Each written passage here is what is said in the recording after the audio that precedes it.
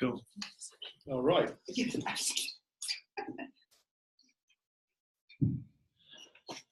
Good evening. Should we move together a bit so we actually look like we're friends?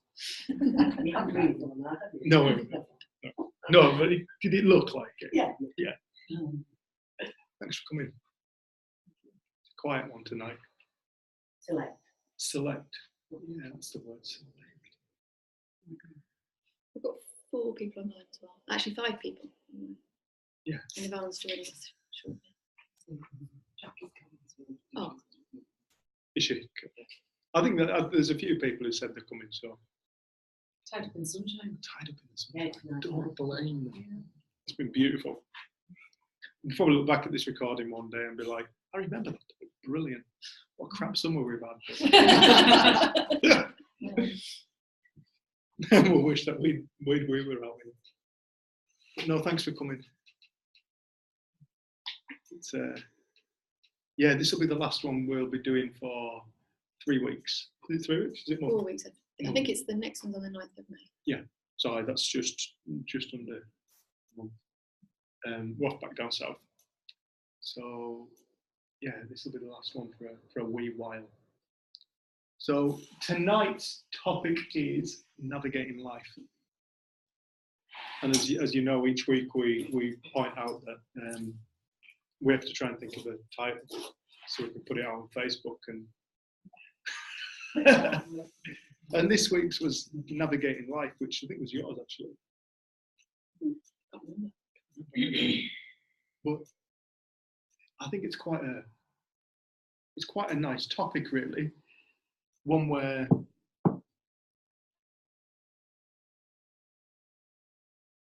what we're starting to get understanding allows us to navigate our life more simply. Nearly made up a word just then. More simply.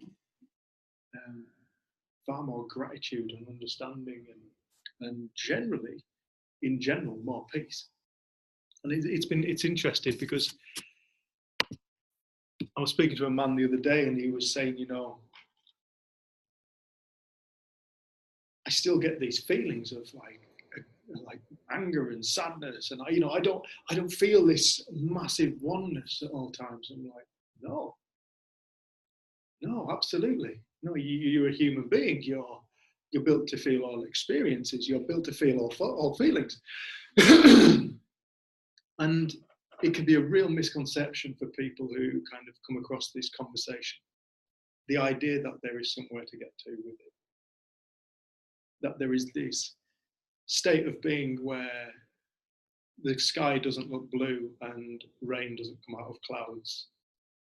And like, as though there is, that when we start to find this state of consciousness or recognize this state of consciousness at play, that the whole world will suddenly take on a whole new form. But I think it's a Chinese quote, isn't it?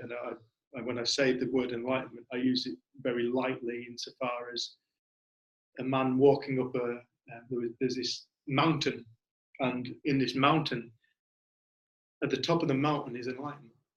But in order to find it, you have to pick up this rock and you have to carry this rock all the way to the top.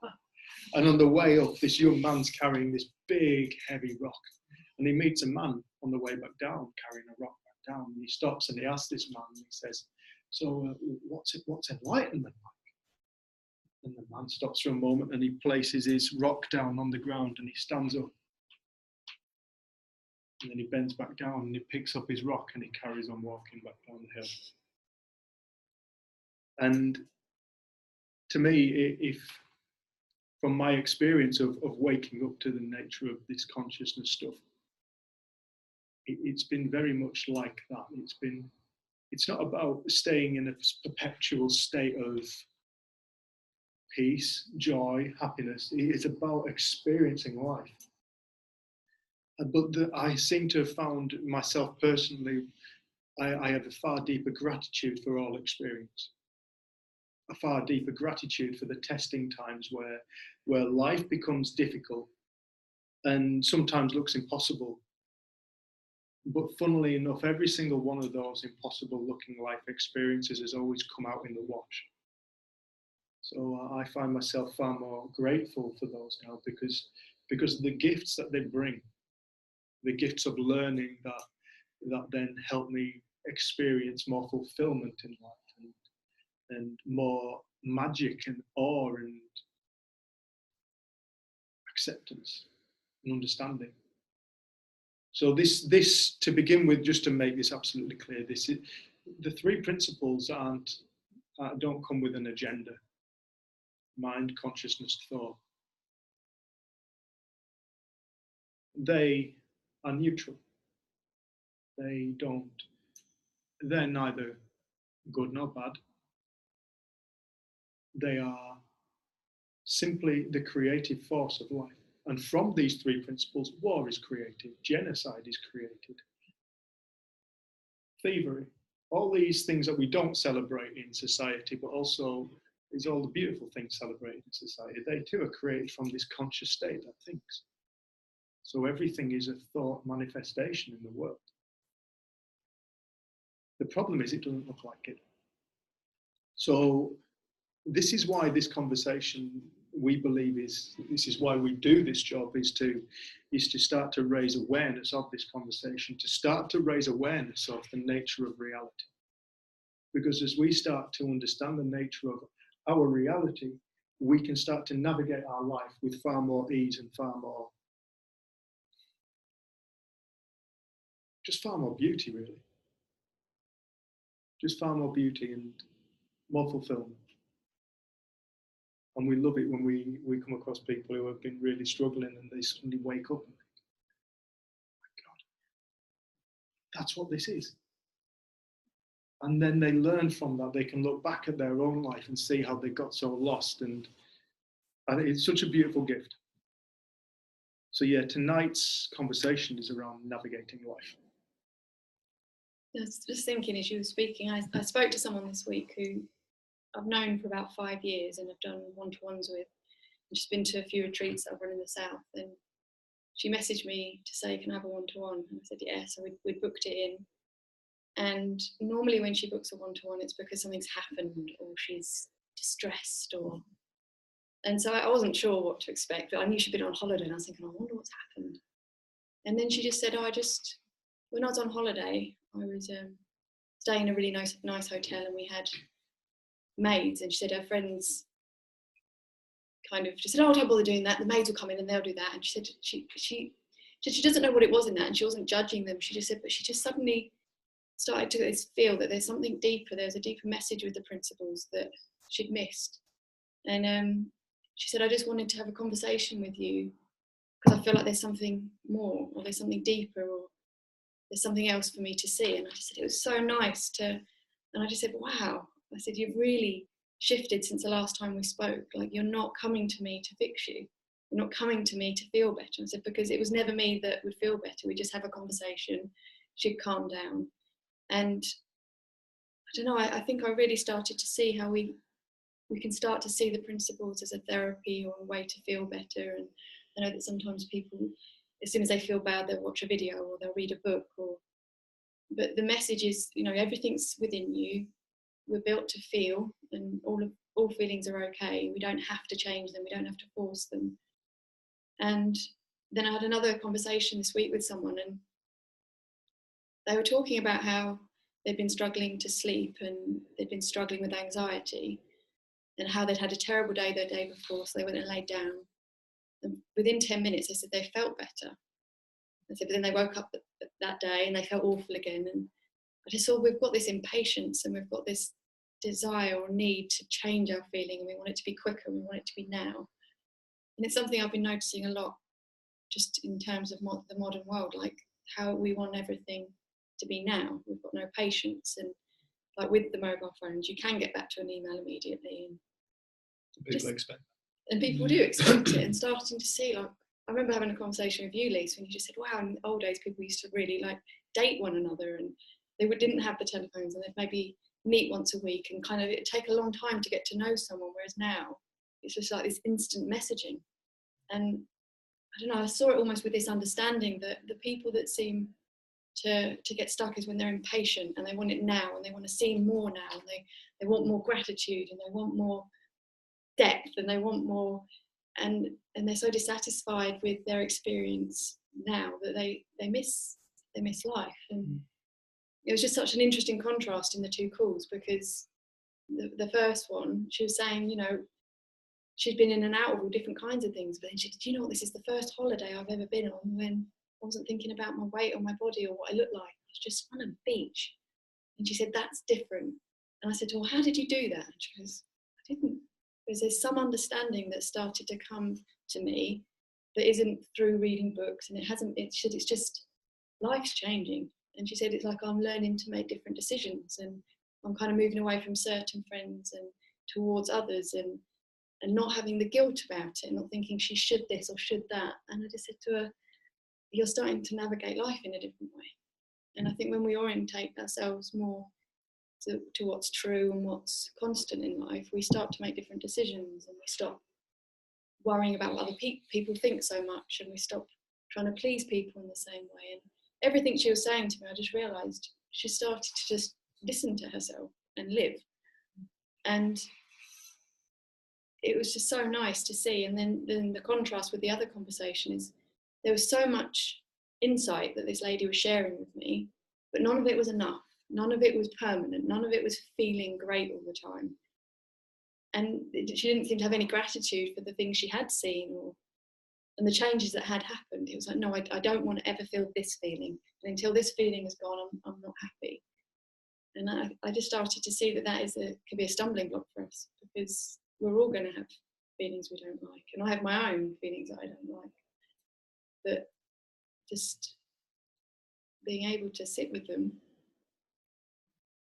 and not judge them in the same way, or think it means something, or think there's something wrong with us or our understanding, I think you get a lot more peace. And then it's like new ideas come to you about what to do next, or what conversation to have.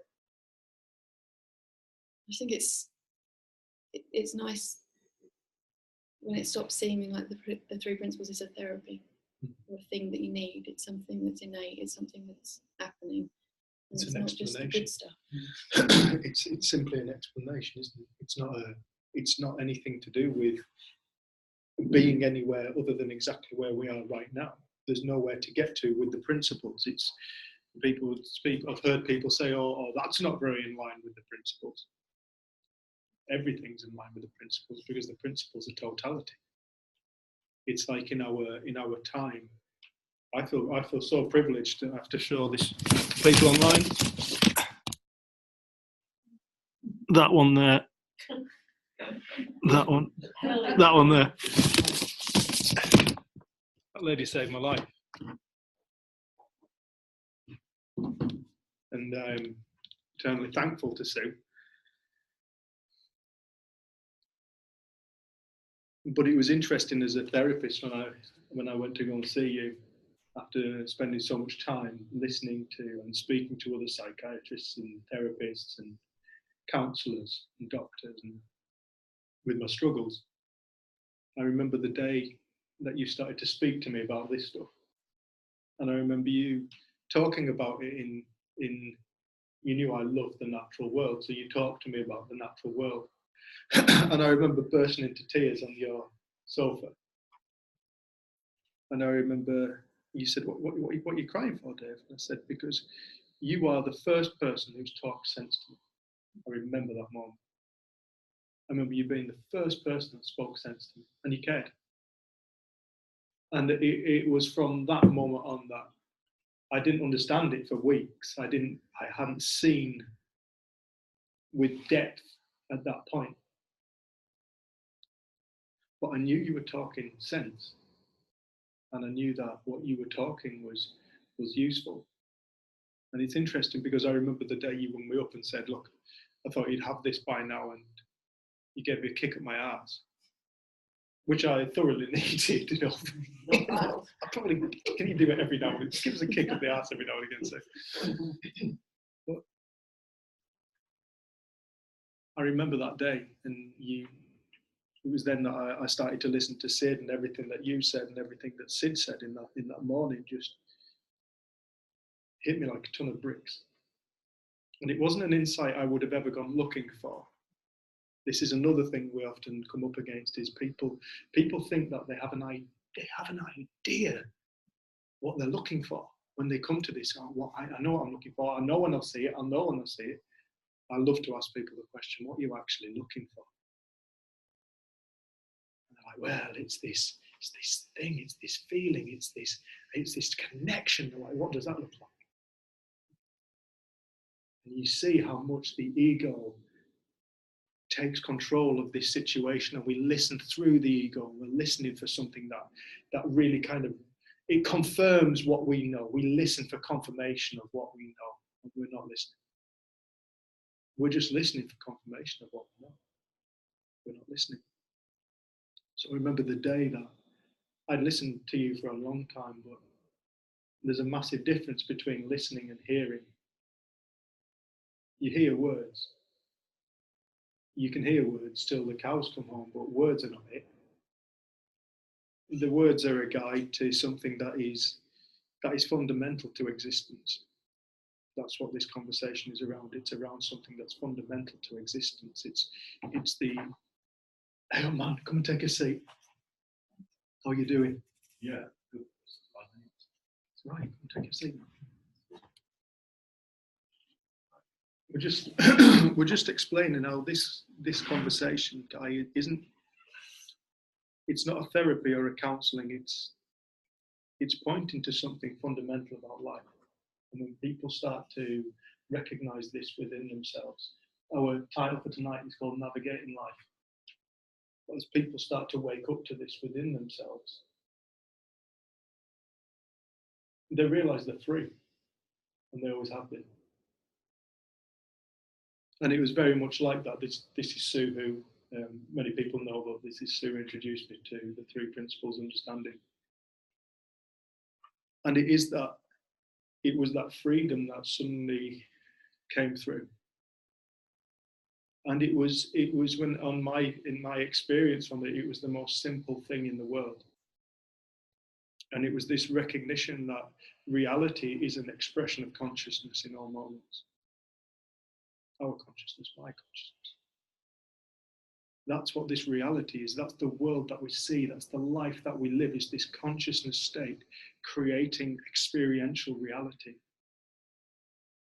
And it was going from a world out there to the world within. Going from a world of cause and effect to the realization that there is no cause,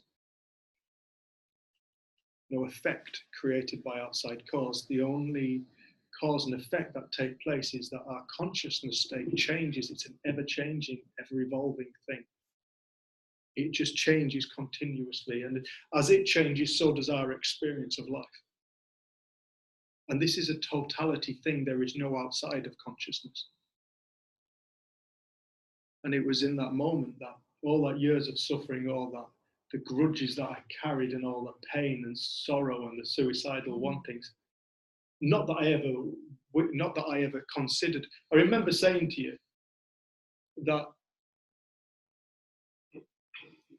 if you told me about what would have happened, I'd have said, no, I need that stuff in my life to keep me safe. She was my hard man. So I need that, because being a hard man keeps me safe. And I want to be the family protector, because that's what I do. That's who I am. And I'm the friend protector. And anybody's got problems, send them my way and I'll sort them out. It's funny because people are, they don't realize that the things that they think keep them safe are the things that keep them trapped. These ideas and beliefs of who they think that they are and who they need to be. These are things that keep us trapped. These thoughts, these beliefs, create this ego. And I remember the day that ego just shattered. And the moment that happened, it was just an experience of complete and utter freedom and totality. And I can't put words to it, but I knew it was fact. And I knew it was everything. And then it's like from that place, life changes. Seeing something not out there, but within. Seeing that seeing this state of consciousness. You cannot see consciousness with your eyes, but you experience it all the time. It's what powers the eyes. It's what beats the heart. We haven't got batteries, we're not plugged into the mains, yet there is this energy that courses through us at all times. And from then I navigated life different. And it's interesting because I think we mentioned this a couple of weeks ago about a girl who had a topic of worry in her class, didn't she? A lass we've been working with in South Africa, this topic of worry. And she was the only person who was saying, you don't need to worry to show you care. Because everybody was saying, well, you need to worry, because if you worry, then it looks like you care about them. She was saying, that's not true. To show you're concerned, you've got to show you're concerned. She's like, that's not true. And she was saying that since she woke up to this, she said, I have cared more for people deeper, but I know that everybody's all right. I know that everybody's all right. She said, I'm more useful, I'm more helpful, and I know that everybody's all right. And I think that's the beautiful thing about this, is when people start to recognize this thing happening within themselves, they recognize that their world is a world of thought. That's simple in words. The execution of how does consciousness create thought, created reality, I have no idea. But it's happening. I've got no idea. But it's happening. But for her, when she woke up to this, she went from this suicidal individual to that night going home and stopping taking medicine, didn't she? And we were like, we did not recommend that. We don't recommend stopping taking medicine. But that's what she did. And she was free. And I think the more people start to allow this to settle within themselves, they recognize that everybody's free. The only limitation and entrapment occurs in our mind. Thoughts. Thoughts that we think are real. And I think the beautiful gift of this stuff is it shows you that life is, as the mystics have said, is a dream. It's a dream state. It's a thought state. It's entirely a thought state. And this thought state has created all of our experiences throughout our life, and it will continue till the day we leave in this human form. But this stuff can't go anywhere.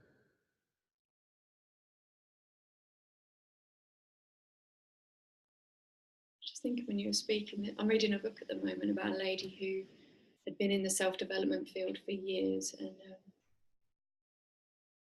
just trained in so many things, and then she got sick, and she decided she wanted to try and kind of do all the things she preached and learn about it. And one of the things she speaks about is that we have all these ideas and identities, and we can think we know something about life or thought, but how invisible thought is to us. And when she decided to sit with herself and allow stuff to come up, she said what she started to realize is how much ego she had around serving people and being in service, and that's who she was, and who was she without that. And you can see that you could see wanting to be in service and to help people as being this really worthy, good cause, but how caught up in that she was, and how she was always on burnout because she couldn't say no and she always wanted to serve. And she described it as being like looking into a black hole or a void, and she didn't know who she would be if she stopped identifying with that. And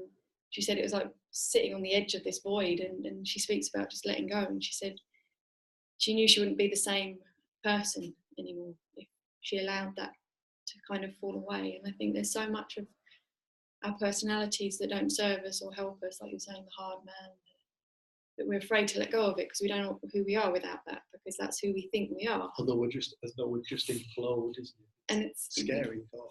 But to know that everything that we've created is a creation. Like we weren't born with any of those labels or ideas, or we're just born and we learn and we're in awe. And I think it gets less scary to allow things to fall away, and because we get less and less identified with our character or our creation or the person we think we are. And there is no void, because we are thinking, breathing creatures. We'll keep recreating. We can't not have stuff going on. So we'll keep recreating. And like I know for myself, when I came across the 3 principles, like my identity of being anxious and shy and depressed, and I had eating disorders that were going to, you know, trouble me for the rest of my life. All of that stuff kind of just fell away. And then all this other stuff got created. And somewhere along the line, I then identified with all the other stuff that had been created as if that was the true me. And then that stuff started to feel like a bit of a track and a bit of a, I'm in service, I'm this kind of person, I need to get the principles out. And that started to feel heavy and unhelpful. But I think what I love about this is that it teaches us. So yeah, I got really caught up again and didn't see all those creations, but then I got to learn, and some of those have fallen away. And you see that if you start to see that the nature of our mind is to create, but what it creates isn't true, it's just a potential, then I think we start allowing ourselves to flow and to move and recreate. And it seems the less I've had myself on my mind, the more there is this life stuff that knows how to navigate and do things. And without the judgment of, oh, I shouldn't have gone there and felt like that, or I shouldn't have had that experience. You see that there's this incredible life stuff, energy within the three principles. We'd call it mind, like navigating, guiding, living us. So I think we've got an idea of who we think we are and what we think life should look like and what should happen and what shouldn't happen. And then we get impatient with the feelings we don't like, and we keep creating more and more suffering for ourselves. But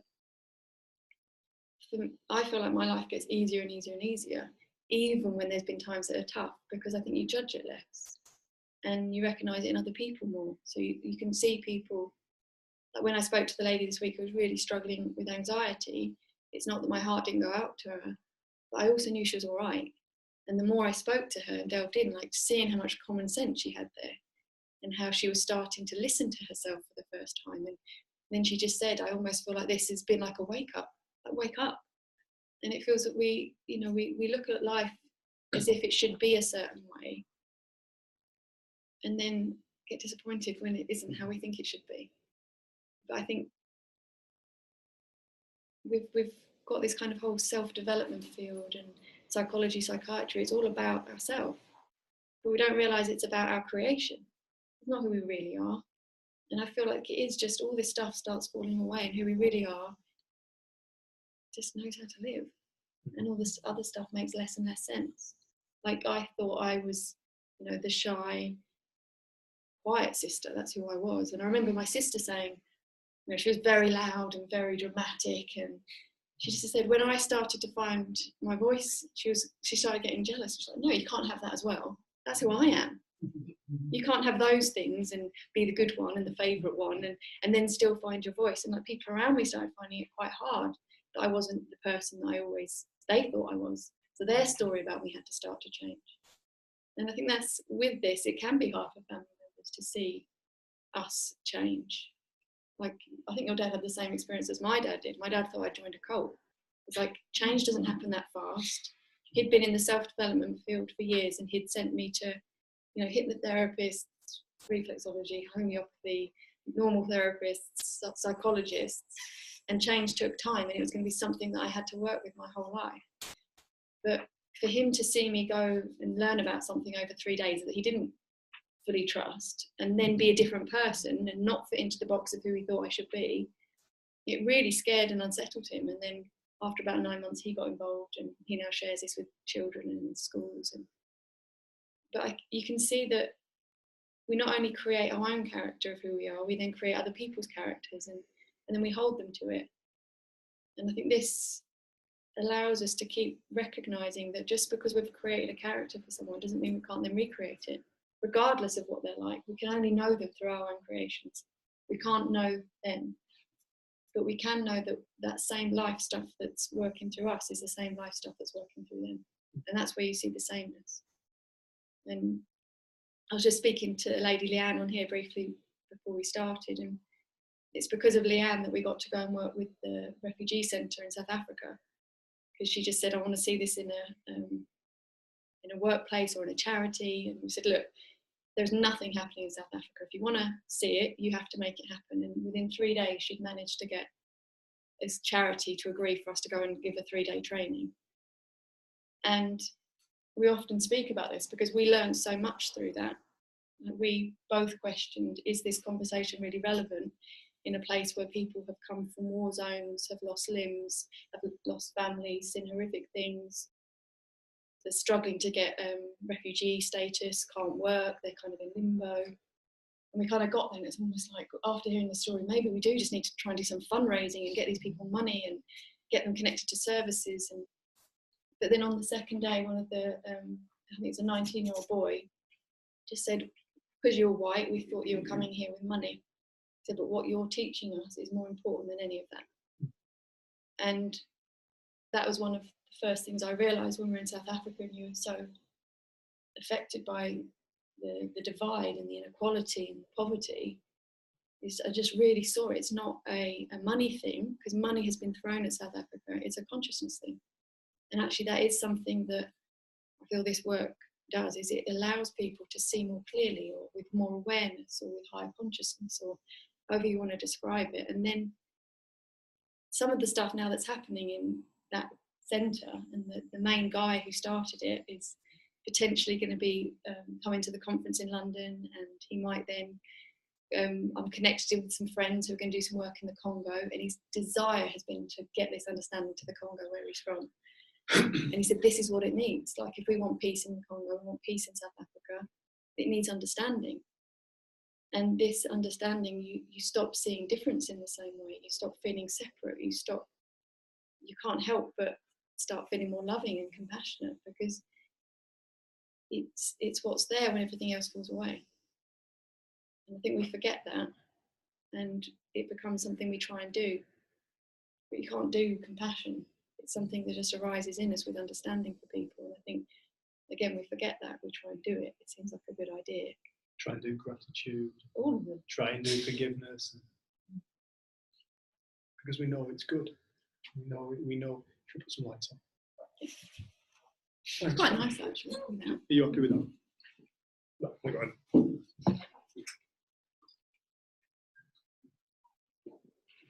Thanks, Fred. There to be video. Yeah, it's like, we know that these things are like, all these things, that we know what's useful in life. And it's things like forgiveness, it's things like acceptance.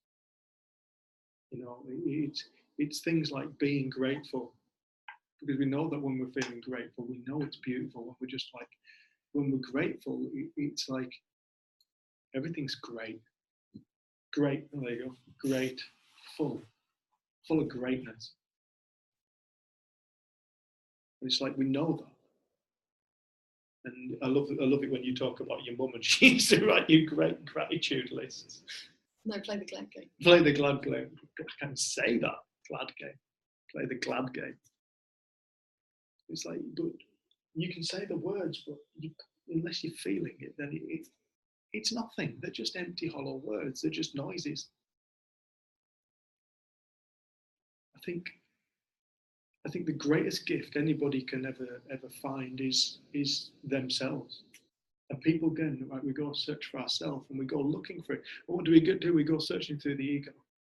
Well, I'm a this, I'm a that, I'm a 3 principles facilitator. I was a tree surgeon at one point, and I was a hard man, but I'm not a hard man anymore. I'm a this, I'm a that. We go searching through our personality. We go searching through something that is in a constant state of flux, in a constant state of change, searching for ourselves. And then we assume that we are an accumulation of all these ideas and beliefs. I must be this accumulation of all these ideas and beliefs and feelings and ideologies. And then at some point we wake up and we realize that's not true either. We're not an accumulation of all our beliefs. We are the source of that. We go a step before that. They are creation. Well, what is creating? And we start to get a feel for that place. We start to get a sense of there's there is this source that we are. Everybody, I feel like everybody at some point in their life knows that there's more to life. They get this sense that there's more to life. I just can't see it yet. I can't see it yet. I don't know what it is. So we go looking for it. And we're like the keys last week, where you've lost your car keys and you go searching around everywhere for the car keys, but you always end up back on the dresser where you thought you left them. Even though you know they're not there because you checked, and then 3 or 4 times later, you're still going back to the dresser. No, I'm sure they were there, but they're not. And we've continuously searched in the wrong spot. And then at some point we do. This starts to dawn on us. It starts to awaken itself within us at some point. And we start to recognize that there is this thing going on. And this thing that's going on has always been going on. We just didn't know it. And this thing that's going on, that's always been going on, that we didn't know, is what we are. And it's a magical thing. It's an unbelievable thing. It's an infinite potential thing, and it has gifts beyond anything that we currently understand. And the way that the world changes is through shifts in consciousness. And this will be the biggest shift in consciousness that humanity ever goes through, when it starts to wake up to this sunrise. When it starts to wake up to the fact that everybody lives in their own separate reality. Theirs. Mine. I live in my reality, and nobody else can see it. Nobody else can feel the way that I feel about things, because they're my feelings. My experience. And this experience is the life that I live. And nobody can see Lisa's experience and Jenny's experience. It's like there is just this state of consciousness in constant creation for all of us, creating our own worlds, which is totally obvious when you look at humanity and realize that everybody's different. Everybody likes different things. Everybody likes different people. Everybody finds different places and people and music attractive. We have different likes and dislikes, and we fall out because we don't agree. Why do we not agree? Because we think different. That's all that's happening. People think different. And I think the beautiful thing about this is when you start to get respect for that fact, everybody thinks different. Nobody can think like I think. It's impossible. It's impossible. Nobody can see the world that I see the way I see the world. Nobody can see it.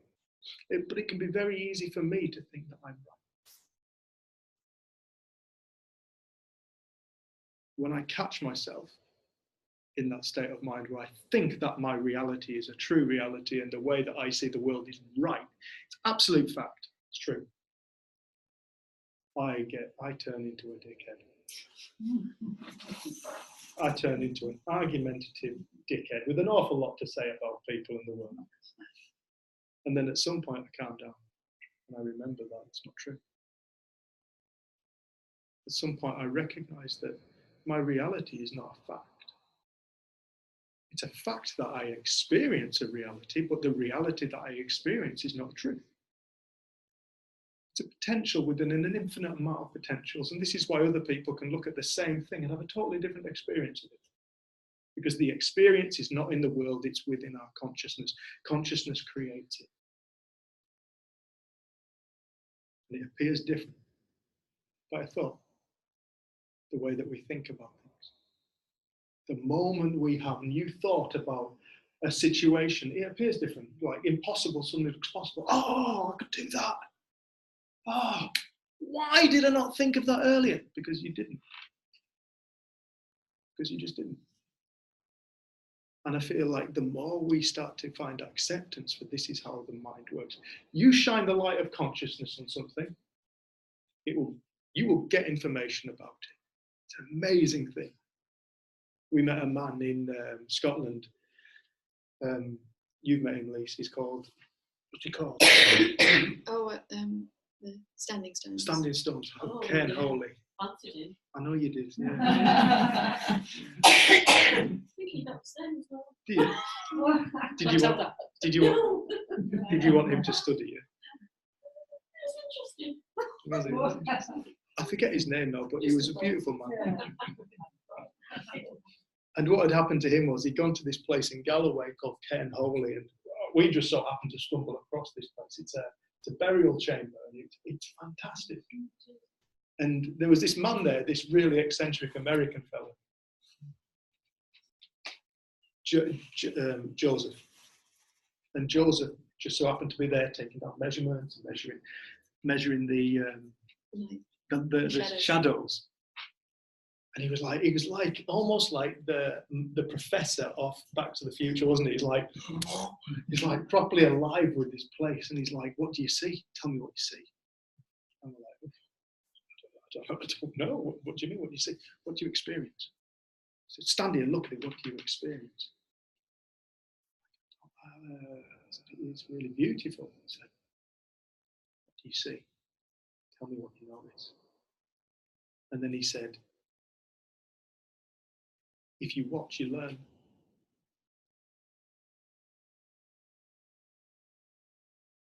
And we were listening to this man who had spent 10 years going to this spot religiously, every single day, apart from the times he'd gone back to America. And he had gone to that place, and he said he'd had this most amazing awakening experience, and he became fascinated by it. And he made it his life's mission to learn about this thing. And so I remember Mum saying to him, "What do you know about Cairn Holy?" And he said, did he say nothing? He said, "I know it's been here 10 years. Oh, I know it's been there 10 years because I came and found it.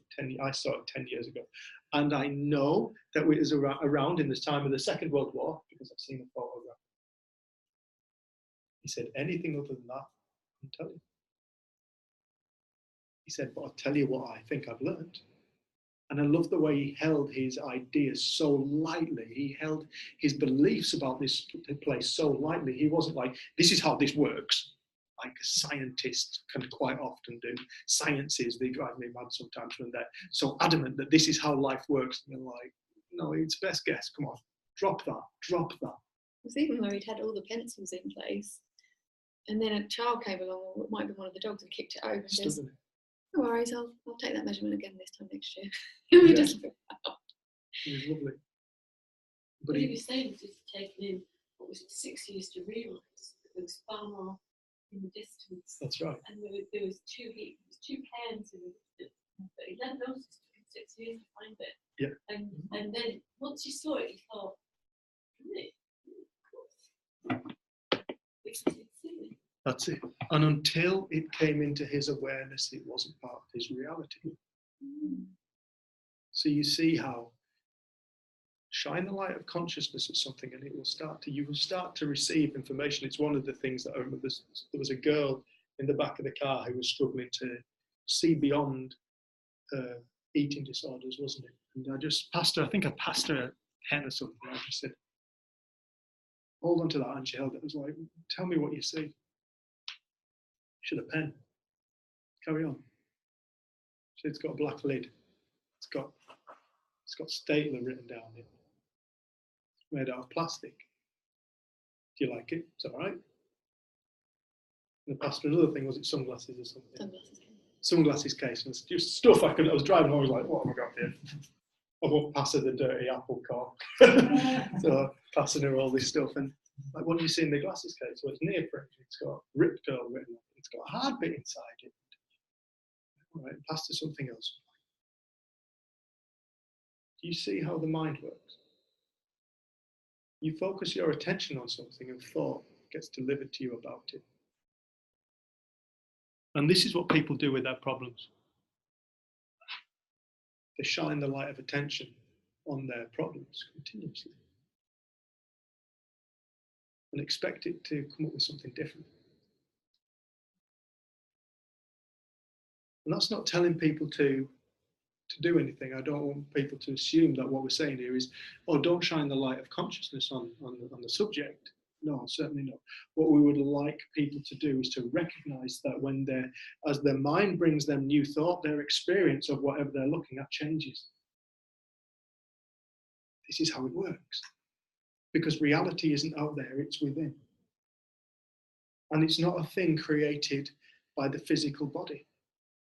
The physical body is the thing that functions from this place. It's where people would say, oh, you're talking about thought, you're talking about neurological pathways, you know, and flashes and this, that, and the other. Like, no. No, when we're talking about thought, we're not talking about neurological pathways or the brain, in fact. We're not talking about the brain. To study the brain leads scientists down this path of kind of, I do not have a clue, because they continuously study form. Now, the whole body works on formless. There is this force that we cannot study. And it's the stuff that pops its lights on with birth and turns the lights off with death. It's that bit in the middle. The physical body will still exist after death, but what's the bit that's missing? What's the bit that has exited the body, which has departed? What is that bit? And you start to recognize it's not a thing that can be measured or held or weighed or cut or damaged. In fact, you cannot damage it because it has no mass, it has no substance. It is this formless force of life. Everything is it. Every single plant, animal, insect, fungus, bacteria, virus. This whole universe is it.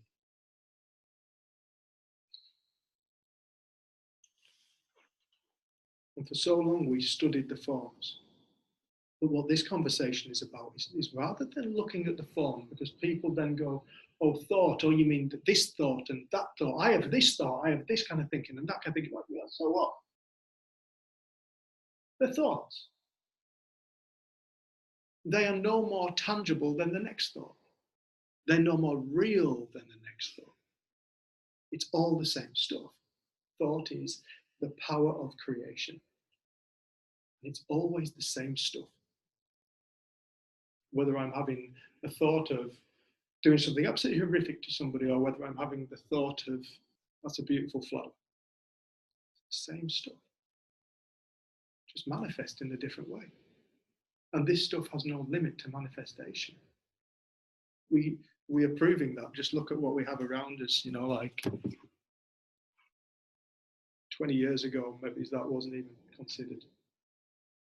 But new thought occurring, this infinite field of new thought occurring, means we have now a GPS satellites up there. I'm looking at a plane, which obviously somebody has thought about and fathomed flight.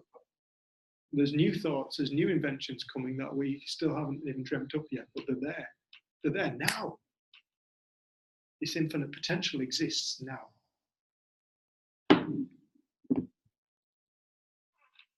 So we can look at it from the technological point of view, from the sciencey point of view, we can look at it from our own lives point of view. What if the only thing that needed to change in our life was a thought?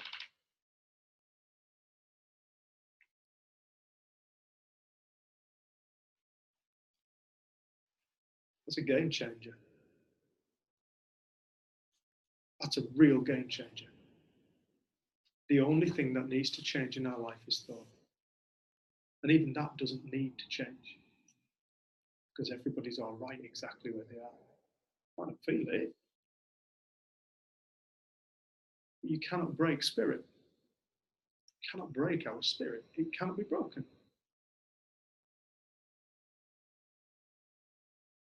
Feel broken.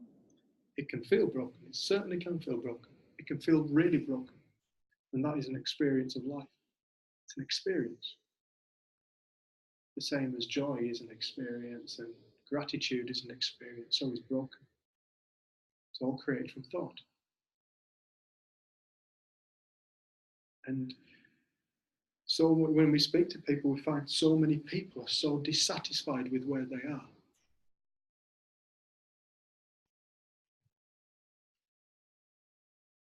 And that in itself is like a self-fulfilling prophecy. It's like one of the kindest things that this understanding ever gave me when I started to recognize it's all thought. This whole thing is an expression of thought. My reality is not true reality. Why is mine? There's 7.7 billion people coming down on Earth. Why would my reality be the true reality? Which then goes to beg the question, well, whose reality is the true reality? This is a far bigger conversation than that. This is pointing to that consciousness is expressing itself through beings. It's living. And we're all the same consciousness. We're all thought. The thing is, we're not what we think we are. With the power of it. With the power of thought. We have this power of consciousness. Thoughts are expressions of consciousness. Feelings are expressions of thought. It's all one. And this knowledge that created this being is the same thing that creates the reality that lives.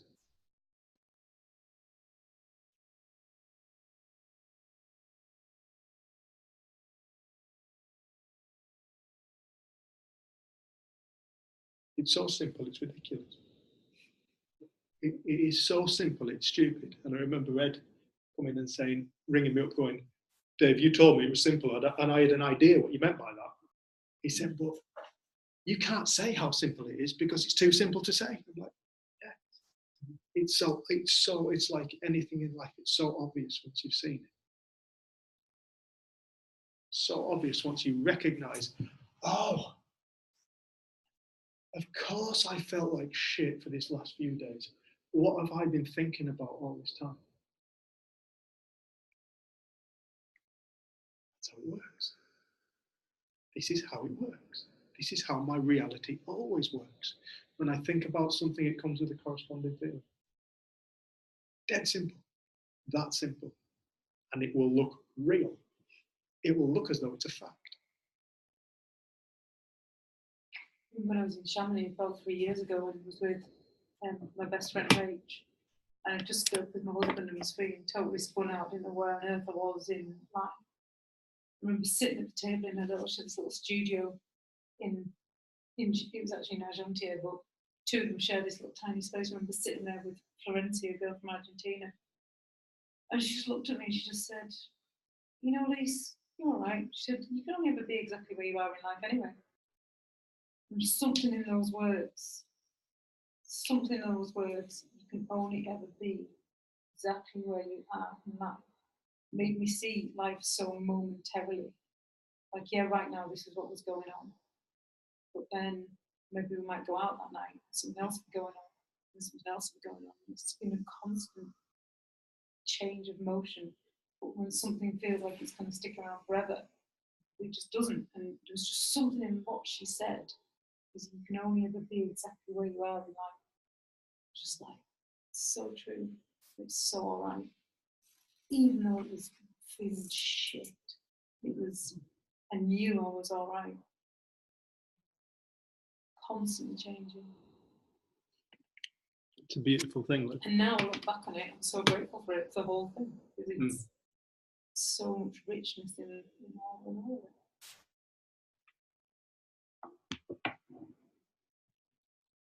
That's the same thing with building bricks around yourself, isn't it? All the things that we can't do, all the things that we think we are, they're just bricks around us that confine us into space. And once you can say, so, why am I afraid of heights? What's a height? No. And you think, well, why am I? That's the silly thing to be. It's like unzipping yourself and standing and looking at your life from a viewer's point of view rather than. That's nice. And it just makes all the things you think you are far more broad spectrum. You can be whatever you want to be. You don't have to be confined in your own head. Because a lot of those things are actually put there by society, by your family, not on purpose, but that's the way they are. And once you realise that they're just figments and not realities, it makes walking through the world 100 times easier. It's right. Excellent. Just got a question about, was that okay? Yeah. I I'm struggling with the sort of what feels like a bit of a paradox of, I mean, I hear what you're saying of that it's a thought, and that if we can let go of the thoughts, there's an opportunity for something else to arise. I mean, that's what I think I'm hearing you say. I think my experience from the historical sense from a child is that I was very frightened, always really frightened. I think I feel that my dad had post-traumatic stress from the war, and he was a very, very frightened person. So I grew up in that sort of environment. And when I reached sort of adulthood and a sort of consciousness about that, I spent all my young adult life pushing against that, of like, I'm not going to be that person, I'm not going to be that person, so I'm going to do this, I'm going to go rock climbing, I'm going to, you know, anything my dad said you shouldn't do, I'm off doing, you know.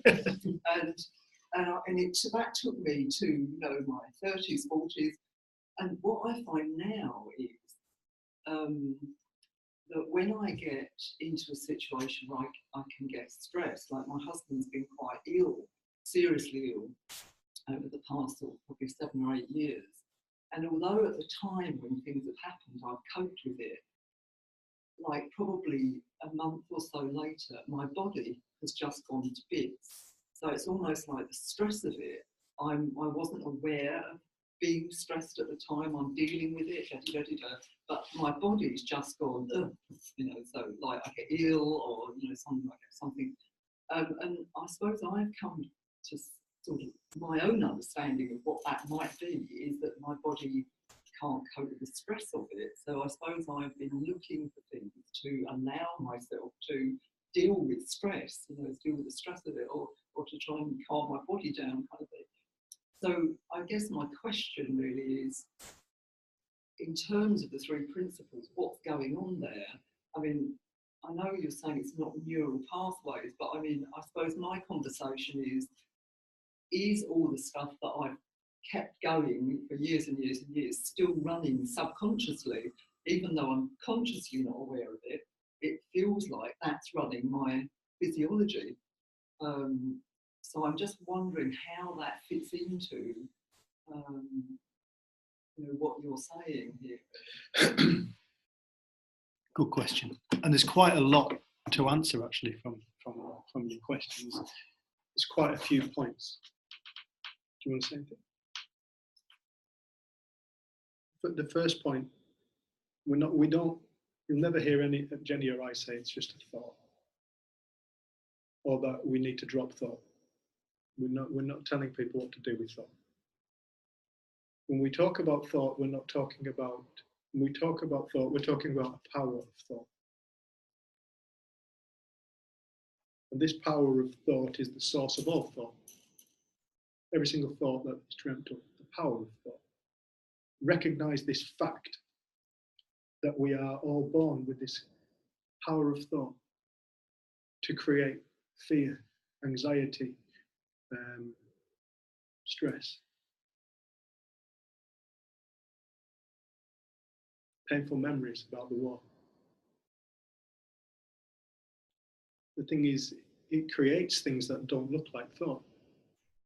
It creates things that look like reality.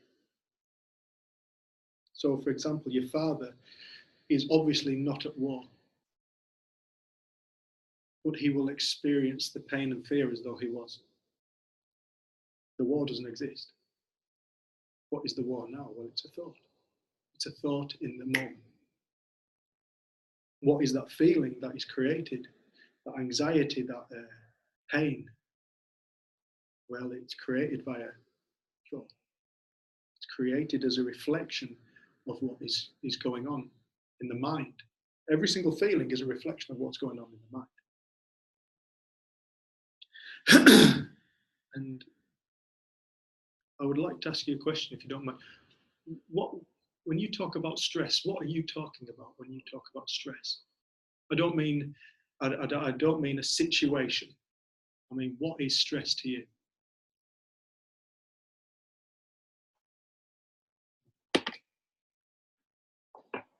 I would have said and it does include feeling anxious.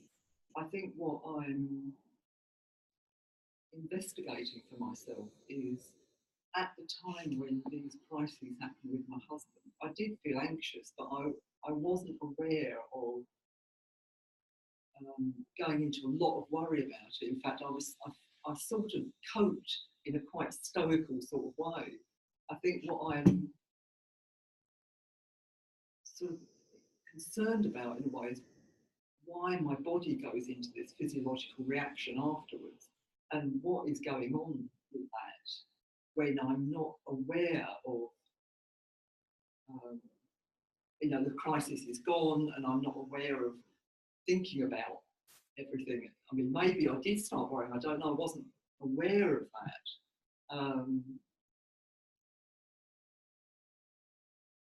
So yeah, I mean, maybe it was at that time my mind's running on things, but I wasn't waking up worrying about it or constantly thinking about it that I was aware of.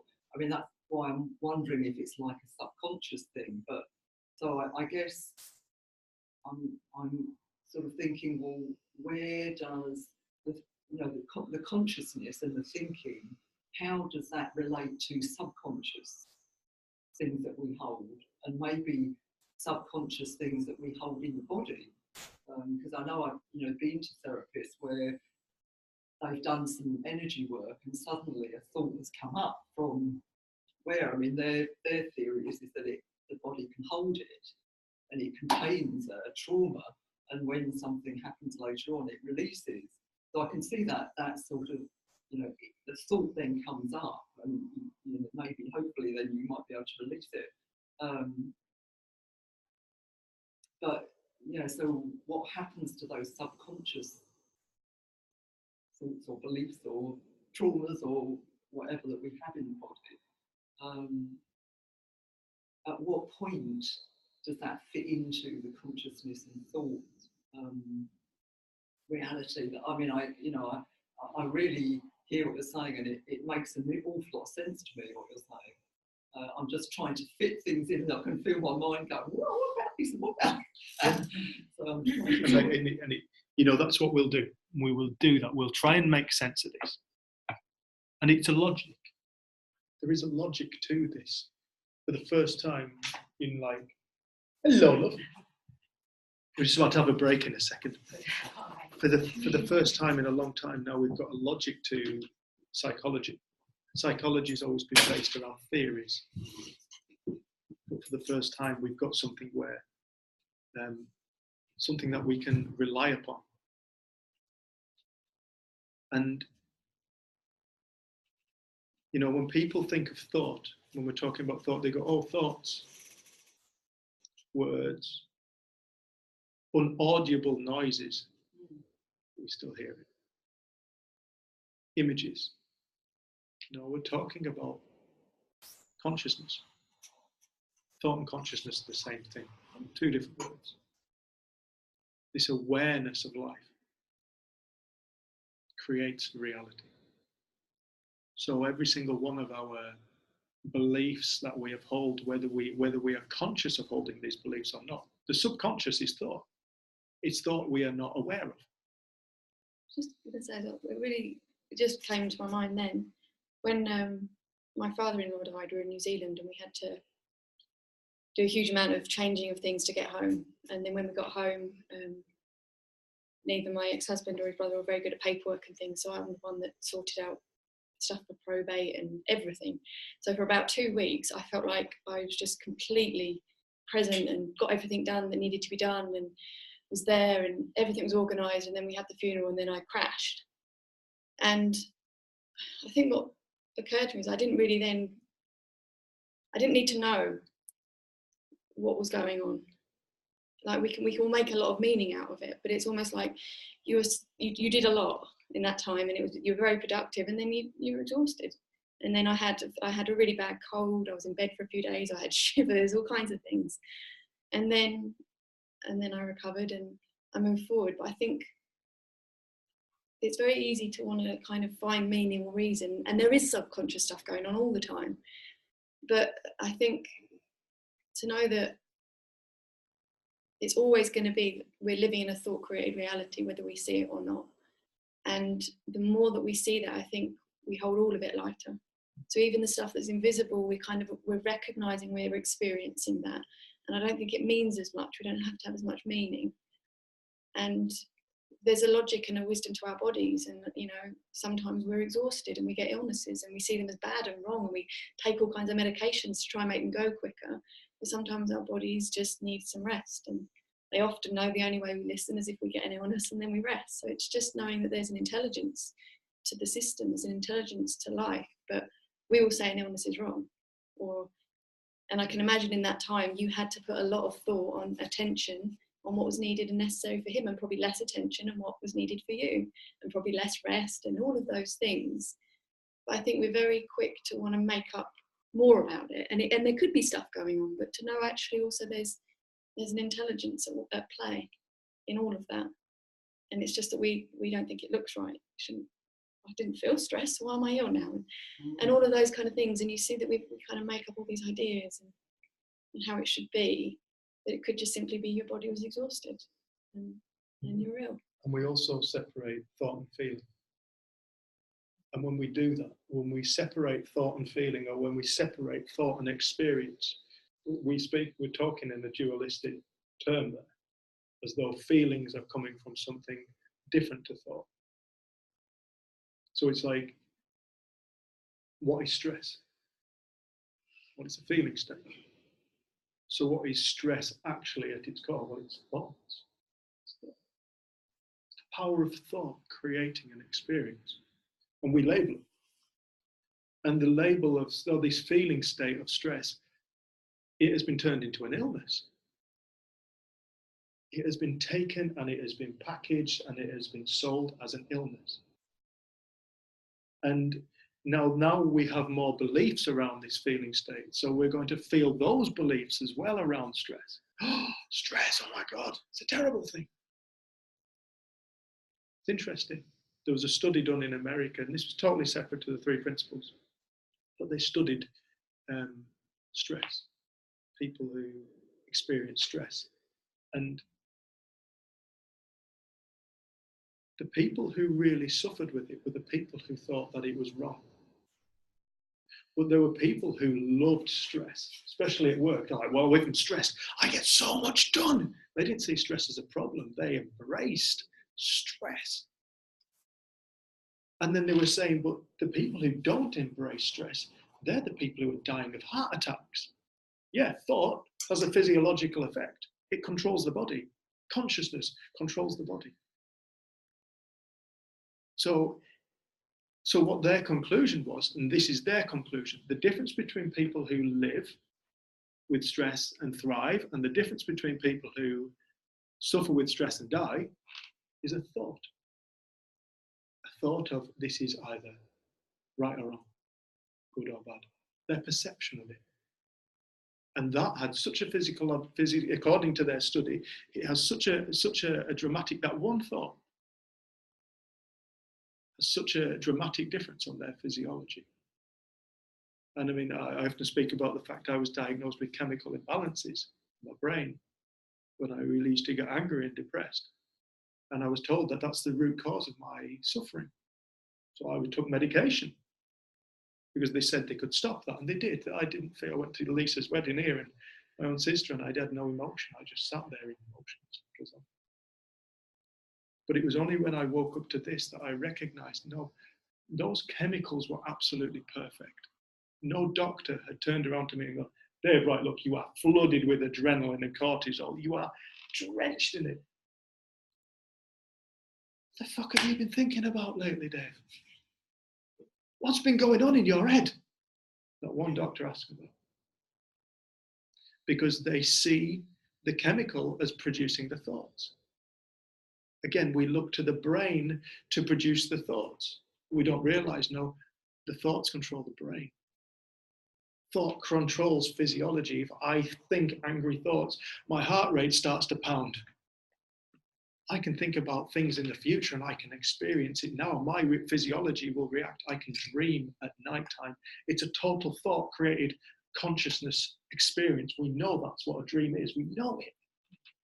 And we wake up and we have fallen off a cliff, or perhaps we've been flying too high this time, and it's like, oh, something's happened. Our teeth are falling out. God knows what, or we're naked, or trying to use the toilet in the middle of the street, or something ridiculous. But our body doesn't know the difference between what's going on in real life and the dream state. The body doesn't know the difference. Because what the body is experiencing now is thought, and it is acting accordingly. It is being fed and enlivened by thought and lived by thought, the same way as it is when we're fast asleep and dreaming, because we do not have two modes of settings. There is only consciousness and thought creating experience.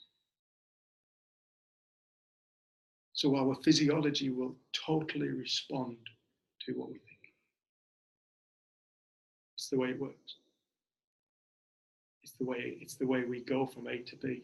When you jump in your car now and you drive, do you drive? I bet you don't think about driving. But you don't think about turning every single corner and doing the clutch and getting the bite and turning your lights on. You might think about, it's getting a bit dark, turn the lights on. But you drive without conscious thought. It's absolute thought that's got you here.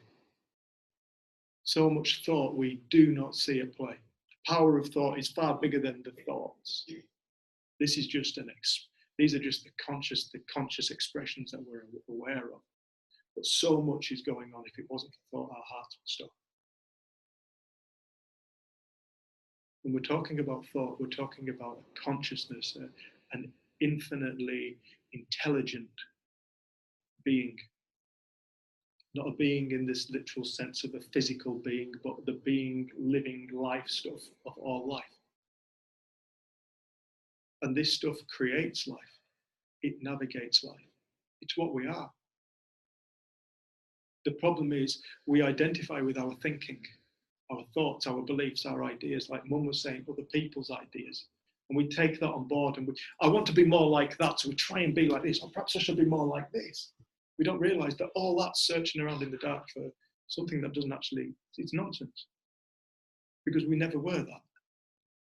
We are the same thing that was alive the moment we opened up our eyes. That stuff's never gone anywhere. The only thing that's changed is we've taken on ideas and beliefs as to who we are, who the world is, what the world should look like. That there is a future, that there is a past. It's the nature of thought. It creates a future and the past. They don't actually exist. They says there's just this momentary thing where we cannot escape. You cannot escape the moment. It's the only thing that's ever happened. Everything gets objectified. You once said it, Jen. Everything gets objectified, categorized. It gets kind of halted and captured. But you can't do that. It's just constantly flowing an evolutionary change. Every single moment is an evolutionary change for every single person. Constantly changing. You can't get it, fully contain it, and make it an object or a thing. But now I think we've got so many classifications, and even that's all of it.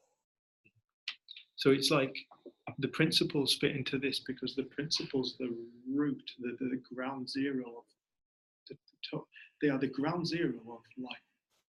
Everything is born from it.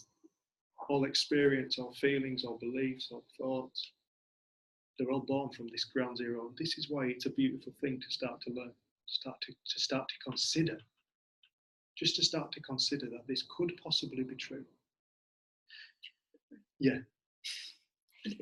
Yeah, and then we've got a question from Lou, and then there's Mum as well. But this is a beautiful thing to consider, that the conversation that we're having in this room tonight is about the source of all experience. And no matter what experience we're in, whether we judge it to be good or bad, that's a judgment thing. To be right or wrong,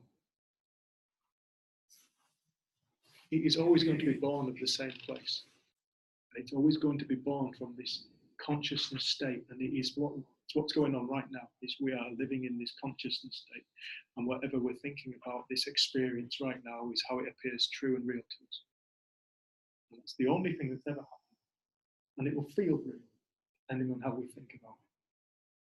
It's such a simple thing. Yep, thought and consciousness, they control the body. They control every single aspect of the body. They release all the chemicals, tell us when to blink if something's coming towards our eyes. We learn to feed ourselves with a spoon because of thought. We learn everything because of thought, but every single learned thing comes through us, not to us. Nobody can give us learning. We have to recognize it. And this is insight. And with every single insight we have, our consciousness shifts. We become more aware. This is how we learn. This is how we've always learned. A change in consciousness is insight. And insight is brand new thought, revelations, realizations. And this is what this conversation is about. It's about starting to recognize and gain insight into the nature of reality at all times. This doesn't go anywhere. And as we start to get a sense of that, things start to make sense. And acceptance is found. When we start to accept that, yeah, we're human beings, we're going to feel stressed at times. It's totally normal to feel stressed. Natural. It's natural to feel sad, to grieve, to feel upset, to get pissed off. It's natural. It's natural. But it's also natural for us to feel happiness and joy. It's natural for us to feel all these things. Let's have a break. Can I just have my little point? Can we just have a break? And then you can add it. 1 second, because Okay. it's relevant to this. Okay. You and I have had a conversation at Martin's funeral, and I said, well, how does grief turn up? And you just said, grief turns up as it turns up. If you cry, you cry. If you don't, you don't. And that was it. Just give yourself the opportunity to do that. And with that change in thought, what happened for you? It's fine. Yeah. Because I remember that you were really struggling with the idea of breaking down. I also remember, Dad, when we were up Scotland afterwards and you were thinking about Uncle Malcolm and you started crying, and Dad was running up to Jenny and I going, you need to go and help your mum. You need to go and help your mum. She's really upset. And we were going, no, we don't. No, we don't. Mum's allowed to be upset. We don't need to change that. Mum, feel upset, feel it. You're allowed to feel upset. There's nothing wrong with feeling upset. And it's funny, the moment we stop fighting it, the war's over. Yeah. People keep wars alive in their own minds, fighting what is actually happening now. Fighting to war. There's no acceptance or peace found in war. Right, let's have that break. Just have 5 minutes to get some drinks. Yeah, we'll have 5 minutes, and then Lou, we'll come back to your question.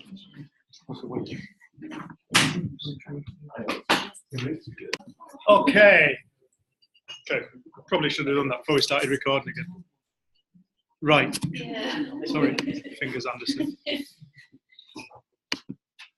Actually, Me and Jenny have this thing where I go to touch something, her fingers come in and poke it. I know. The things you're recording, and it was a gallery view. Oh yeah. You can read, I you only can read know. it. I'm going to read it to you. You read. Jump. No, I'll read it. Go on. I'll read it. Oh, Jenny. Okay. We're back in the room. We've got people online as well. So I've got one question online, which is quite long, so I'm going to quickly read it. Could you talk a little more about letting go? It looks like as I navigate life, there are some things I want to let go of, but for whatever reason, maybe it's my ego, I just can't seem to let go. And it's like I cling on to them with dear life rather than let them fall away.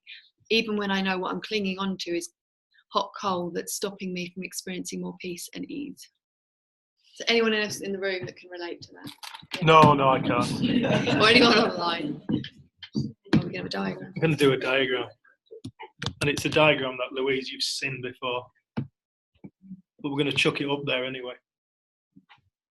Bloody light right in the middle of this. Oh, by the way, to the people online, every time we've spoken about the topic and then looked up to the right, it was this we were actually looking at. So I realised where we were. So our experience of life, you could liken it to water. And Can you say go? can you say yeah. oh. So you could say ocean, whatever you want to call it. When I started to talk about this, I called it Grassmere because I stood next to Grassmere talking to somebody. And she was talking about thought, funnily enough, where she was saying, basically she understands what thought is and blah, blah, blah, and this thought and that thought. And I said, do you understand what thought is? And she said, well, what do you mean? And we got talking. I said, because what you're talking about as thought is different to what I'm talking about as thought. And there was stood inside the Grassmere and I was looking, and it was just one of these things where it was, what have I got? What have I got right now that I could use as a metaphor? And I realised I'm stood right in front of the Grassmere lake. And I said to her, what do you see on the lake? And she was like, waves. Do you remember this, Lou?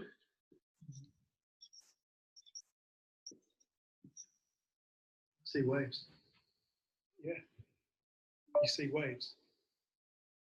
You see ripples in the surface. You see an expression of the water. And I said, this is like our mind. There's people online who message me. Oh, right. So I said I'd read it. This is like our mind. And I asked her some questions about the waves. I said, which of those waves, what do you notice about the waves? And she went, they bob up and down, they come and they go. Yeah, they come and go. Anything else? They don't sit still. No, constant movement.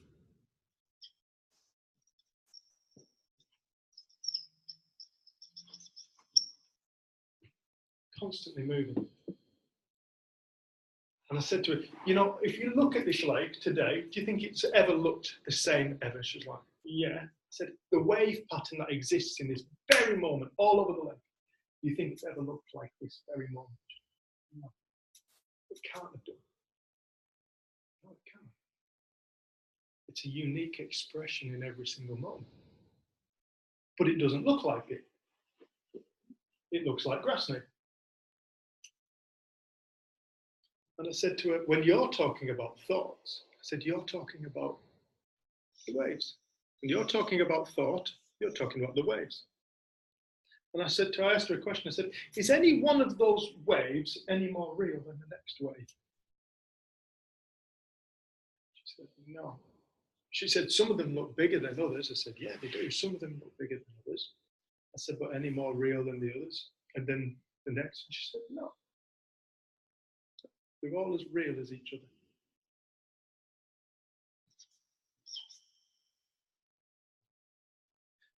And I said, when you look at this lake and we observe the expression of the surface level, we see an expression of the lake. We see the waves, the patterns. I said, so you could liken a thought that we have, whether conscious or unconscious, to a wave. Temporary expression, consciousness. And some of these, this is the only thing that's ever happening, is the lake of consciousness produces waves. So this is the power of thought. This was what I was talking about, the power of thought. She was talking about waves. Now, the ocean, Grassmere, has to produce waves. Has to. It's what water does. It produces waves. Okay, we could get involved with it, but if you throw a stone in it, that's produced the wave, or the wind produces the waves, or the earth shaking produces waves. We have to just ignore that bit for the sake of this metaphor. The water produces waves, and it has to. It's only ever water. Every single wave is always going to be water. And I said to her, if we took a sample from that wave, and a sample from that wave, and we analysed it, you'd realise it's exactly the same thing. 2 parts hydrogen to 1 part oxygen, and some minerals that are picked up along the way. What is that? Is that? Doesn't matter where you go on the lake, it's always going to be the same.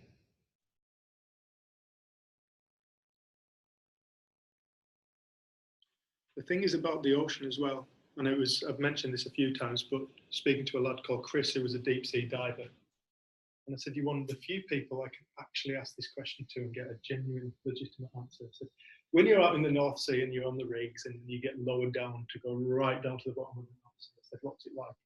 He said, when you first get in the water, he said, it's dead choppy, you know, you're getting thrown around and it's cold and he said, you know, you're getting chucked around. He said, but then as you descend, it gets quieter. It's still. So it's still. You get 2 or 3 meters below the surface, it's still. Stillness. All the way down, stiller and stiller and stiller. He said, sometimes I like to sit and just look up and watch the turbulence of the surface, and you cannot believe that's going on up there and this is going on down here.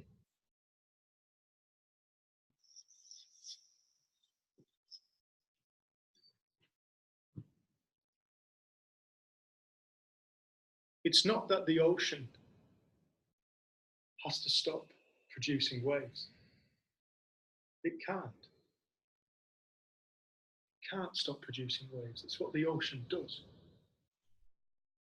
What we need to be more fascinated by is not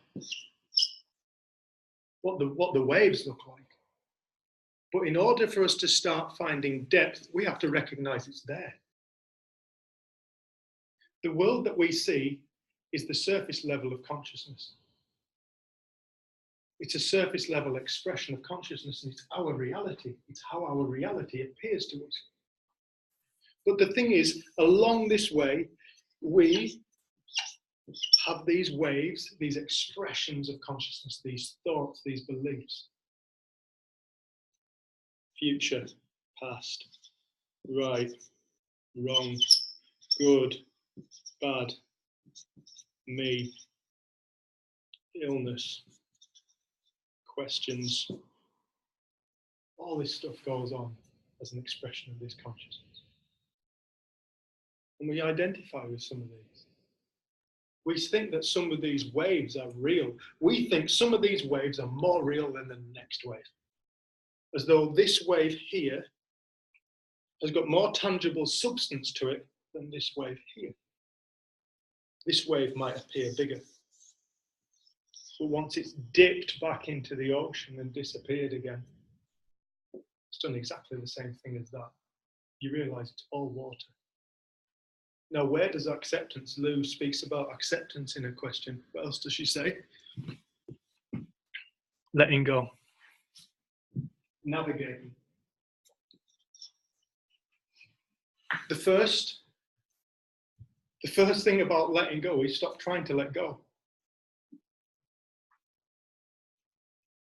Can't make yourself let go. The fact that you keep on trying to let go is agitating the surface water of the ocean. It's creating more of what we don't want.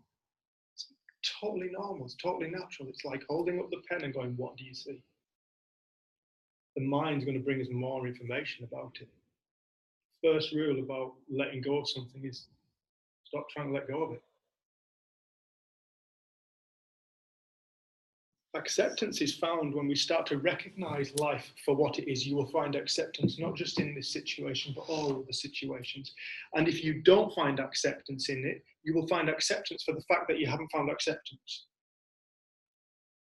You can find acceptance for feeling judgmental. You can find acceptance for feeling pissed off. You can find acceptance for just being in a really shit mood right now. You can find acceptance for just feeling depressed. Because you recognize that it's a wave. And this wave is not what we are. We identify with these waves. I'm a three principles facilitator. I'm a good man. I've got this story of life. I'm funny. I'm boring. Whatever, right? We identify with these waves. Every single thing we dream up is a wave. But the problem is we never have been the waves, and this is why people get so lost. It's because they identify with the waves and they forget that they were always the ocean. They were always the lake. They're this. Not this, not that, not this, not that. And the moment we recognize this simple fact that just because we think it is not a fact, this applies to everything. And we find acceptance. We find freedom. Because it's not that the ocean is going to stop producing waves. People think that when they come across this, the ocean will stop producing waves. No. It might quieten down. It's still going to produce waves. And sometimes during the day or during the week or during the month or the year, it's going to create fucking tsunamis. And it is. And it does. It's water. And the thing is about waves, you can ride them. We can all ride waves. They're expressions of the ocean. They're not what we are. They're not who we are. They're not who other people are. Because nobody is what they think they are. No ocean is the wave. The wave is the ocean. I was going to say as well, a bit from what Lisa said earlier, with this idea of letting go, it's like how many times throughout the day has your mind been so kind and to have let go of whatever it was you thought you needed to let go of. But you're still, when it comes back to mind, you're like, but I need to let go of that. And you forget the kindness of your mind that at some point during the day you'd let go already, because it's something that's so natural and so constant and so everyday. But I think we don't recognize the moments when we've had this kindness occur to us. We've just been in the next moment, that moment thing. And I think we have this idea of this something that we have to let go of, but a wave is temporary. So even though that same wave can never come back, we might have a thought that looks like another wave, a thought that looks like another thought, but it's still in this moment. And there's so many moments when we don't have it, and we have no respect for that. We have no gratitude for the kindness of our own minds. And like, I'm totally with you, because there's been times, Lou, since I've come across this, I'm like, if I could just let go of this one thing, then my life would be so much better. But not recognizing all the moments when it wasn't there and it didn't exist for me, when I was just in this moment or that moment. And I think it's, you know, we are just pointing to something. And I've loved this metaphor of the lake, because I'm pointing at it again. I know now. Yeah. They've learned. But it's, I've probably heard it might be 50 times. There's been in sessions like this, we've used it, then we've done one-to-ones with people and we've used it, and I've heard you, I've been upstairs getting ready and I've heard you trying to use it with my mum and she's argued it, but it's almost like I hear something different every time, like, and there's something about the temporary nature of all experience.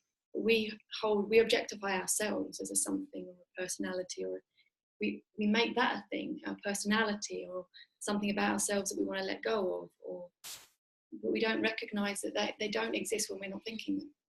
It's not like it's somewhere hiding, ready to get us. And the more that we see that, the more that letting go happens. And there's been things in my life where I've really wanted to see something with the principles around this issue or that issue. And it seems so big and it seems so insurmountable, and I felt so frustrated. And then I can now look back over the last 14 years of all of the things that have just, I don't do that anymore. I don't experience that anymore. Like, where did it go? When did I let go? Where is it now? And I think you that moment thing that Lisa mentioned right near the beginning, of recognizing you can only ever be where you are. Is that what you said? It's like we overlook that because we have this incredible thing called a memory, and we can think into the future and we can recall things. But outside of now, they don't exist. And I think recognizing how kind this life stuff really is, when we allow it to navigate us, and without the judgment or the idea that we shouldn't have these experiences and those experiences. And you know, you always speak about the life that you've had before coming across the principles, and you've got such a respect for it now. You didn't in the moment, and it felt like shit at the time, but the respect you have for the experience and what you learned and how you've changed and grown got you to this point right here, right now.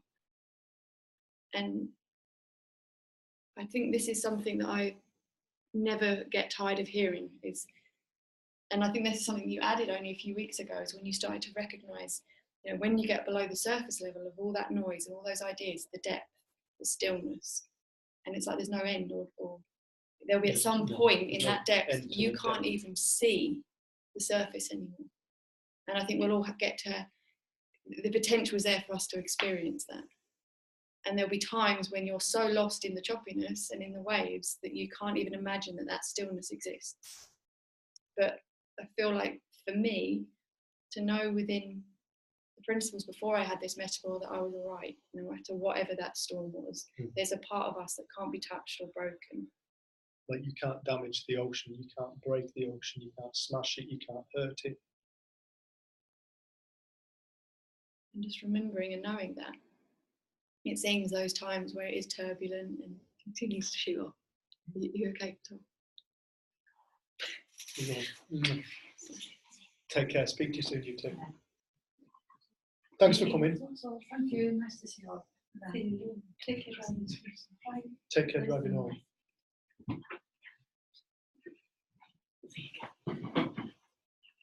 See you, Julie. Thanks, Frank. Thank you.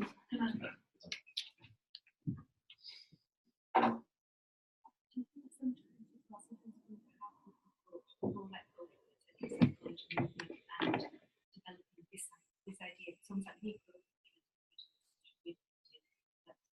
heavy stuff inside us that's there all the time waiting to get us. It's like part of our stories in a way. Do you know what I mean? And that's what we're just going. That's right. You know, but I think that's one of the things. That's an idea I would love to accept. How different that matters. Other things that have to deal with.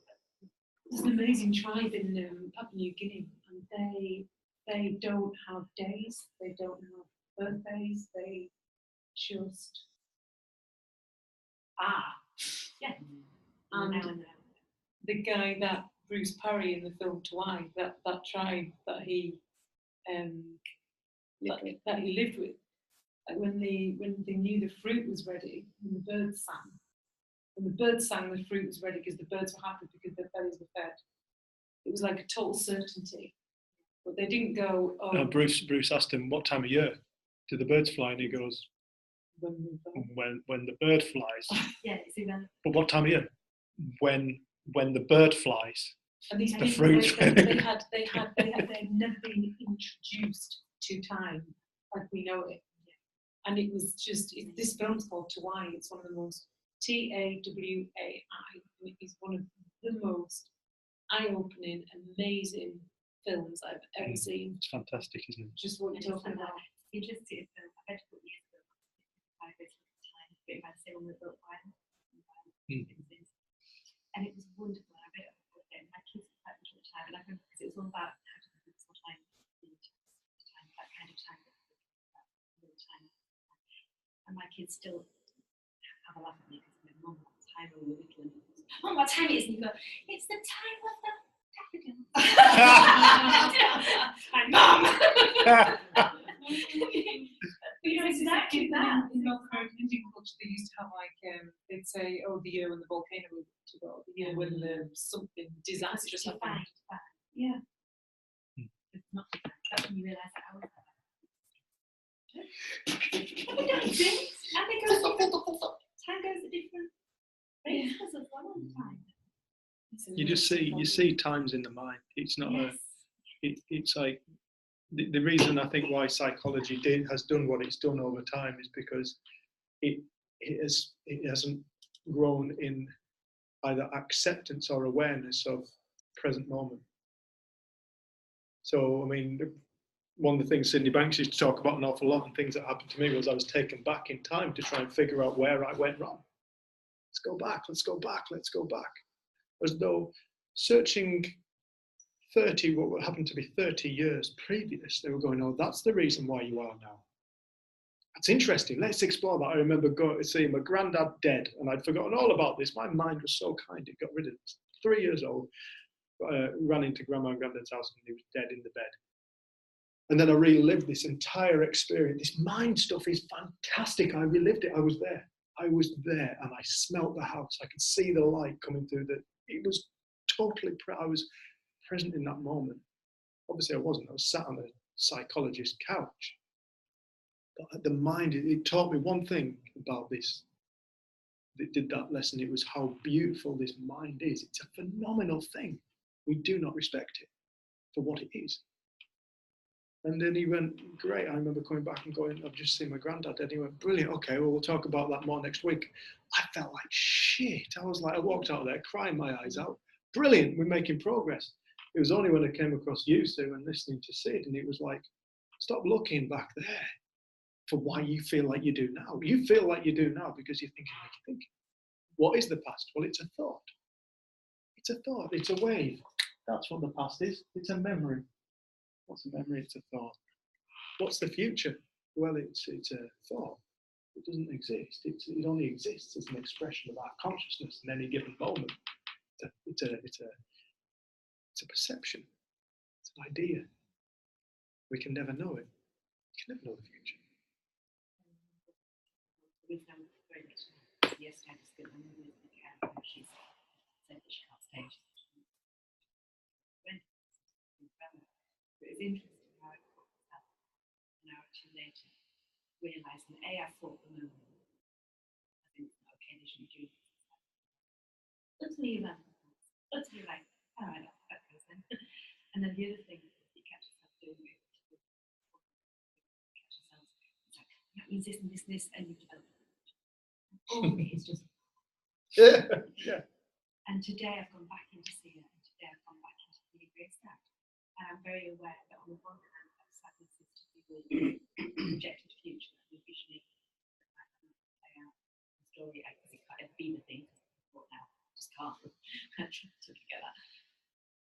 But I'm also aware that I'm accepting the probability of certain sadness. No? And like you say, that's life. This is just living life. This is not. Do you know what I mean? I'm not. So it's not a case of what it could be or couldn't be. All of that's wonderful. That just falls away. There's no projection or shoulds or shouldn'ts or judgments or anything. But what I'm left with is still not perfect. You know, it's not the whole like, oh, joyful, which is one of the reasons why I love all this stuff. Is to get to live. You know, we're not all trying to pretend to do something else or to get to somewhere else. But it was interesting. Catch myself out and watching it fall away. That's beautiful. It doesn't, you know, it makes your mind more open to a more other things that come in and solutions, and you know, when you're not actually bound up in all that space, it gives you a much bigger capacity to clarity. Yeah. And there's no word, it's not comfortable, and it's not because that even like it's not any of that, it's just an okay.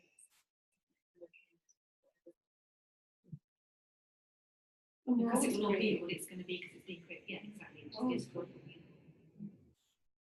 Yeah, interesting too. Yeah. No, that's really lovely what you're saying there, Jack. And it sounds to me like there's one of the things Sydney Banks would say is, and he wouldn't tell anybody what to think. He's not saying, don't think these thoughts, don't think that thoughts. He's saying, you're going to think. But what you need to do is, if we want our world to change, because it's our world, the world exists inside our mind. If we want our world to change, we need to raise the level of consciousness. We need to raise that. That's all Sid was saying, raise your level of consciousness. Raise your level of consciousness. As numerous people's levels of consciousness start to rise, as more understanding starts to come about, more awareness is like recognized, then the world will change. But first, that world starts with our own. And he was saying, you need to raise your level of consciousness, which sounds very, very difficult. But what you're speaking about there, Jack, is a raised level of consciousness from where you were. Because now you've seen, you recognize, this is what's happening. And the moment you recognize what's happening, I'm living in this experience, you find the acceptance. It's not that the experience has to go for you to find acceptance. You find acceptance. This is what I'm experiencing now. And it's like the sting out the tail gets taken out. It's not that it's not painful, but there isn't quite that sting in the tail. And there's not the waves, it's not tsunamis. That's right. The chaos. That's right. And so to raise our level of consciousness is dead simple. It's insight. With every single insight we have, our consciousness raises. And the beautiful thing is about thought and insight is you can never come to the end of it. So there's no end to how much we can see, the depth that we can go to in the ocean.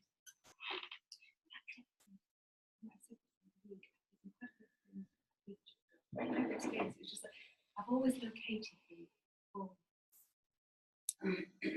whatever word I've been using in the past, as it's like the form, as if the whole big universe thing is I'm doing that gesture, and yet in the meditation it became really clear and like hard, not heavy images, so I could do that every day.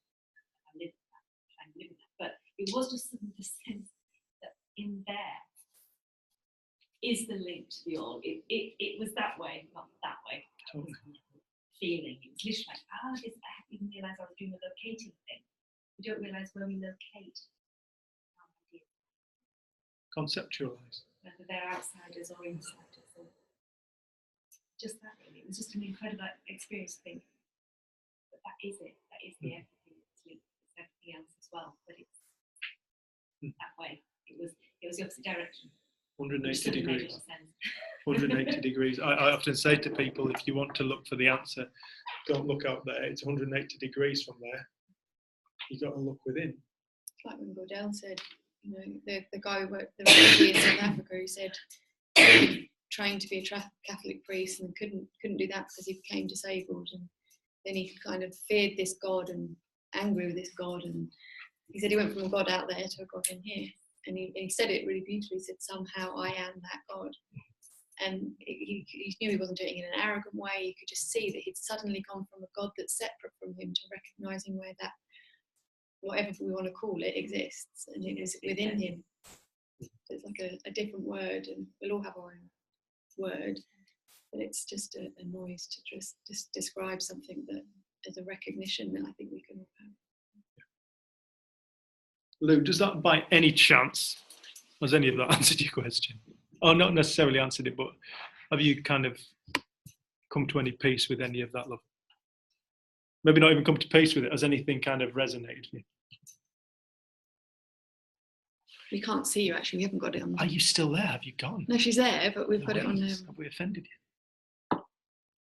Oh. Can I unmute? Yeah, I just unmuted myself. I was typing and I thought it's just easier to unmute. Yeah, thank you. It does. I think it's that, you know, I love the lake metaphor and just seeing that and being reminded that actually, I think for me, sometimes I get so, just what you said in like, stop trying to let go.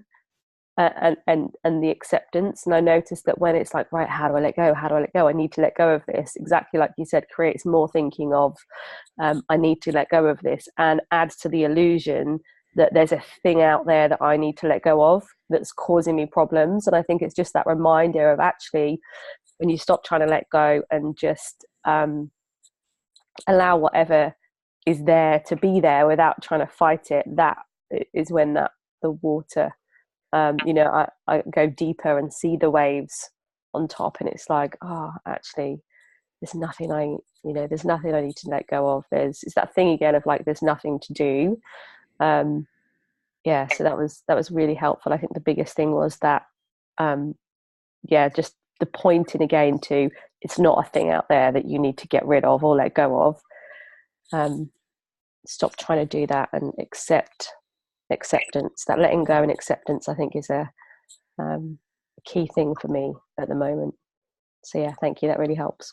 I think the Thank two you are for one, asking. aren't they? Yeah, thanks for asking. Yeah. Thanks, Lou, love. So this will be the last talk we're doing for Until the 9th of May. till the 9th of May.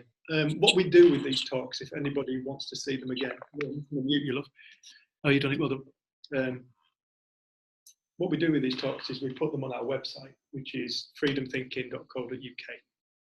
And if you go to media section, you'll see there's talks with Jen there. There's a couple of talks with me there. Gordell's on there. There's other people that we've had that we've worked with on there, and we put these talks up so people can go and can just click and watch them at any point. whenever they feel like. There's also other services that we offer on there. If anybody's ever interested in it, we do offer other services on there. So if you're interested and would like to work with Jen and myself, please have a look at the website. And sign up to the newsletter as well. Yeah, and sign up to the newsletter. I've been trying to have a newsletter for about 2 years. We finally got one, and we've sent one newsletter. We did it. We probably only get like one a month. You won't spam because it took quite a lot of procrastination and thinking about it and working out how to use MailChimp. But probably like 1 or 2 a month. And your data is safe with us because we don't know the hell to sell it to yet. So we're working on it. Well, that's good. The events page. And we've got stuff that's right. Coming in where you're going to be. Yeah, and if anybody wants to know if group is on, this community group is on, or anything else, we've got the event section on there. I think our next event's in Leigh-on-Sea, isn't it? I always say that. Westcliff on Sea in Essex. That's on the website. I was going to tell you the date, but it couldn't come to mind. 27th and 28th April. Yeah, with our friend Sam. April. So yeah, that's the freedom thinking bit out of the way. But thank you everybody online for joining us, and thank you everybody in person that came. Mother. What about Dickon? Oh, Dickon. Yeah, we've got the Dickon event coming up on 25th to the 27th of May. Check. I always look at the Of order May. of May. And another thing which we're dead excited about, if anybody's interested, is Jen and I are doing a mentorship 6-month program.